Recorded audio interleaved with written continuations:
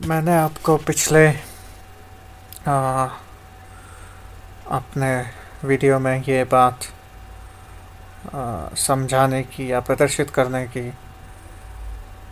का जो प्रयास किया था कि समय को जिस रूप में आप देख रहे हैं, जिसमें कि समय की धारा प्रवाह में आपके पास जो भविष्य में होने वाला है उस पर आपका नियंत्रण नहीं है, उसका आपको ज्ञान नहीं है।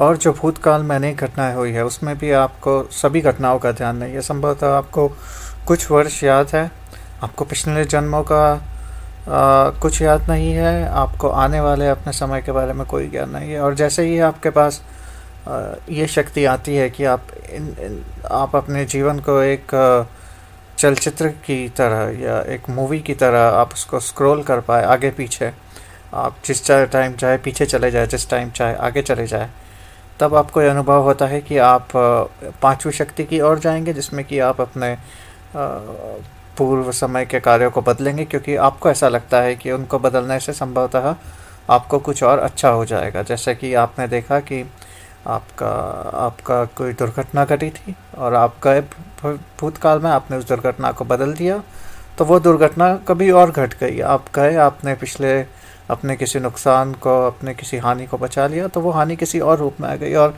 जो एक कर्मों के द्वारा जो एक जिसे हम अंग्रेजी भाषा में करते हैं एंटेंगलमेंट अर्थात बंधन, और इक्विलिब्रियम अर्थात संतुलन, वो दोनों से उनमें आप ज़्यादा परिवर्तन नहीं कर सकते।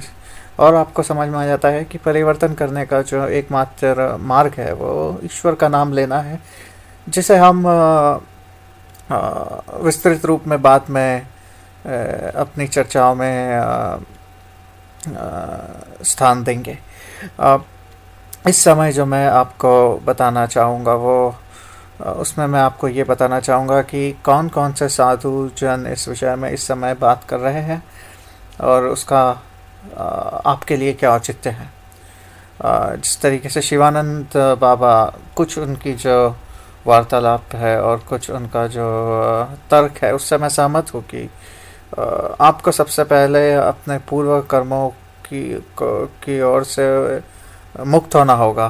तो मुक्त होने का जो प्रयास है वो भगवान श्री कृष्ण ने भी गीता में बताया है और अनेक महापुरुष बोल चुके हैं कि आपको अच्छे और बुरे दोनों कर्म छोड़ने होंगे।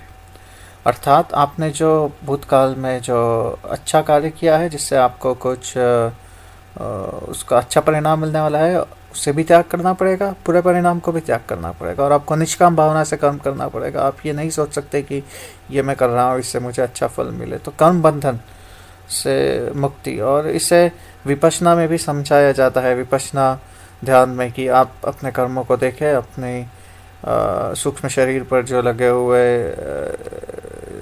जो दाग है या फिर सूक्ष्म शरीर पर जो लगे हुए जो प्रभाव है पूर्व जन्मों के, उनसे आप मुक्त लें, उनको स्वीकार करें कि आप अपनी आत्मा से कहें कि ठीक है, मेरे साथ जो बुरा हुआ या मैंने जो बुरा किया या अच्छा किया, मैं उसको स्वीकार करता हूँ, मैं उसका प्रतिकार नहीं कर रहा हूँ, उससे स्वीकार कर रहा हूँ और उससे मुक्त होना चाहता हूँ।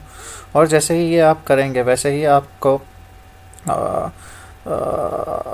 पूर्व बंधनों से मुक्ति मिलेगी। अर्थात ये एक अच्छा कदम है। जो दूसरा कदम है वो है मंत्र जाप, मानसिक जाप।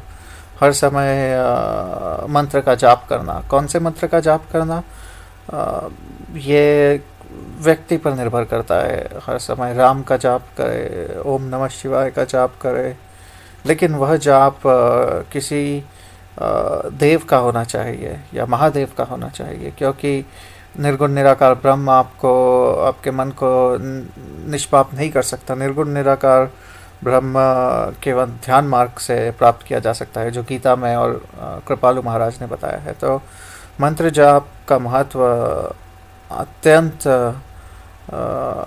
महत्वपूर्ण है। बिना मंत्र जाप के और बिना आप अपने पूर्व जन्मों के कर्मों से भिन्न हुए आप आगे नहीं बढ़ सकते साधना में। तो मैं ये इस वीडियो में मैं आपसे ये कह रहा हूँ कि आपको मंत्र जाप करना है और अपने पुराने कर्मों से मुक्ति लेनी है।